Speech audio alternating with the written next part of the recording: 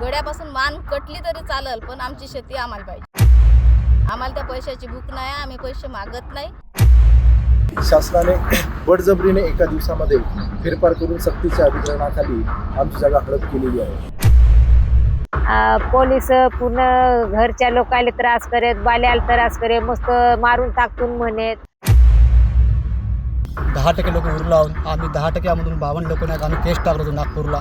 तर त्याच्यामधले काही लोक जे आहेत ना ते नक्षलवादाचा डाग पुसून विकासाचा नवा अध्याय लिहिण्याचं स्वप्न घेऊन गडचिरोलीच्या कोनसरीत लॉयड मेटलचा मोठा प्रकल्प उभा राहिला. पण या विकासाच्या चाकाखाली स्थानिक शेतकऱ्यांच्या सुपीक जमिनी तर चिरडल्या जात नाही ना, असा सवाल आता उपस्थित होतोय. कोट्यावधींच्या मोबदल्यांची आश्वासनं, जमिनीच्या व्यवहारावरून निर्माण झालेले वाद आणि अखेर शेतकऱ्यांच्या हातात आलेली रक्कम, या सगळ्यांवर कोनसरीचे शेतकरी गंभीर आरोप करतायत. मी एक आदिवासी शेतकरी असून माझी शेती ही एकदम गावाला आणि नॅशनल हायवेला लागून 6 एकरचा पट्टा आहे. परंतु मला कुठल्याही पद्धतीची पूर्वसूचना न देता शासनाने बळजबरीने एका दिवसामध्ये फेरफार करून सक्तीच्या अधिग्रहणाखाली आमची जागा हडप केलेली आहे. त्यानंतर मुंगा कोनसरी येथील जी कंपनी आहे, त्या कंपनीच्या काही अधिकाऱ्यांनी येऊन तुमची जागा ही शासनाला गेलेली आहे असे सांगत त्या जागेवर पूर्णपणे आपले काम करण्याचा धाडस दाखवून त्यांनी काम चालू केला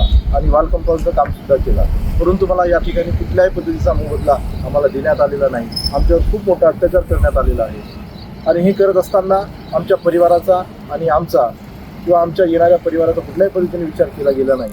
जमिनी गेल्या, पण मोबदला आणि न्यायासाठी संघर्ष सुरू राहिला, असा शेतकऱ्यांचा आरोप आहे. आणि त्यातच कंपनी विरोधात बोलणाऱ्या शेतकऱ्यांवर पोलिसांकडून दबाव आणि धमक्या दिल्या जात असल्याचाही दावा केला जातोय. आज माझा बाल्या कंपनीत गेला होता, 1 वर्ष राहिला कंपनीत आणि काढून दिले. गुन्हा दाखल केले त्याच्यावर. आज जमीन दे म्हणले, मी जमीन नाही देत म्हणला तर गुन्हा दाखल केले. आणि पोलिस मस्त जे आहेत, रात्र 12-12 वाजतवरी कुठं गेला म्हणून मस्त त्रास करेत माझ्या बाल्याले. आणि आता तो 1 वर्ष 1 महिना बाहेर राहिला. पोलीस पूर्ण घरच्या लोकांना त्रास करेत, बाल्याला त्रास करे, मस्त मारून टाकतून म्हणेत, तुले काही करतून म्हणेत, मारून फेकून देतून म्हणेत, आज पत्ता नाही लागू देत म्हणेत, असे धमकी देत. पोलीसवाले धमकी देत, कंपनीवाले एकदम ये धमकी देत, जागा दे नाही तर तुझ्या बाल्याला मारून टाकतून फेकून देतून, कुठं गेला सांग म्हणेत. 12-12 वाजतवरी पोलीस येत आज आम्हाला भेवाडेत.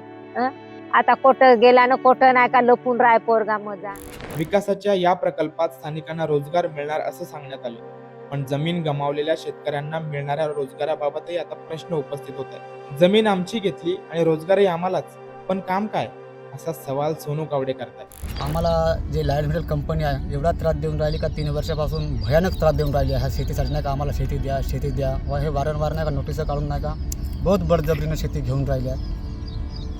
आम्ही शेती नाहीच दे मला तरी आणि ते बळजबरीने आम्ही घेऊन, आमची सत्ता आहे, कोण का करते का नाही असे ते बहुत असे धमक्या वगैरे देऊन नाही का आमच्या लोकांची 90% 80% लोकांची जमीन घेऊन टाकले. आज आम्ही 10% लोक उरलो आहोत आम्ही. 10%मधून 52 लोक नाही आम्ही केस टाकलो होतो नागपूरला.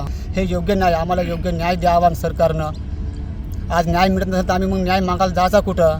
आज एवढा त्रास झाला का भयानक त्रास आहे. आज आमचे आता लेबर आमचे जे कास्तकार लोकांची जमिनी घेऊन जे कंपनीमध्ये कामाला गेले आहेत त्यांना नाही का रस्त्याचे झाडू मारायला लावतात, कोटलाही झाडू आपलं संडाचं साफ करायला लावतात.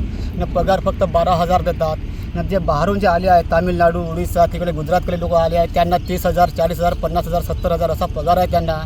आमच्याच जमीन घेऊन आम्हालाच पगार कमी न वरून आहे असं जे कामं आम्हाला देतात कंपनीवाले. हा योग्य नाही. काहीतरी बदल करायला पाहिजे कंपनी. नाही तर मग कंपनी बंद करून द्यावा आणि हे जागे नाही घ्यावा. हा एवढा अत्याचार नाही करायला पाहिजे आम्हाला. तरी आम्ही एवढ्या गोष्टी सहन करत आज 4 वर्ष झाले ह्या कंपनीला. आम्ही कुठंतरी सहन करायचा. जमिनीच्या कागदपत्रांमध्ये बदल केल्याचाही गंभीर आरोप शेतकऱ्यांकडून करण्यात येतो. एका रात्रीत 7-12 बदलल्याचा दावा करत निरंजना चमटे यांनी आपली व्यथा मांडली. एवढं त्रास देत होते का 2 वर्षापासून घरी येऊन, शेतामध्ये येऊन, नोटीस देऊन असे म्हणजे परेशानी करत होते. नाही देत म्हटला तरी जबरदस्तीने जमिनीची मोजमापणी केली. मोजमापणी असं म्हणजे नाही दिल्या तरी चालेल पण आम्ही मापतो म्हणून असं म्हणजे बळजबरीनं जमिनीची मोजणी केल्यानंतर मग आपोआप आहे ना इतका रात्रून सातबारे बदलवले आमचे. बंद केले म्हणा सातबारे आमच्या नावाचे जे सातबारे होते ते MIDCच्या नावाने केले. सुरजागडच्या लोह खनिजातून कोणसरीत विकासाचं मोठं स्वप्न उभं राहत आहे.